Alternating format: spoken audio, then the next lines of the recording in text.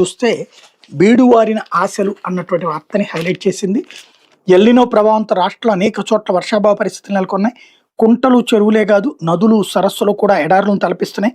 చినుకు కోసం ఆకాశం వైపు అన్నదాతలు ఆశగా చూస్తున్న వరుణుడు కరుణించడం లేదు. వైఎస్ఆర్ కడప జిల్లా ఒంటిమిట్ట మండలం తప్పెటవారిపల్లి శివార్లో పెన్నా నది ఒట్టిపోయింది. పెన్నమ్మ గర్భం తడారి నెర్రెలిచ్చి దుర్భిక్షానికి దర్పణంగా నిలుస్తుంది.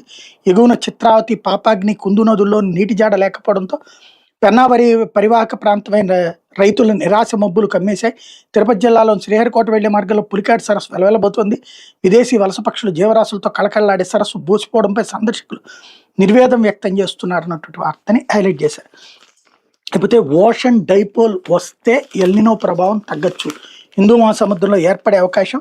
ఈనాడు ఈటీవీ ముఖాముఖిలో IITM Pune director doctor Angaluru Suryachandrarao హిందూ మహాసముద్రంలో ఇండియన్ ఓషన్ డైపోల్ ఏర్పడే అవకాశం ఉందని ఇది వస్తే ఎల్నినో దుష్ఫలితాలు తగ్గుతాయని Indian Institute of Tropical Meteorology Pune director doctor Angaluru Suryachandrarao చెప్పారు. 1997లో కూడా పెద్ద ఎల్నినో వచ్చినప్పుడు డైపోల్ రావడం వల్లే దాని ప్రభావం కొంత తగ్గిందన్నటువంటి చెప్పారు అన్నటువంటిది హైలైట్ చేశారు. అయితే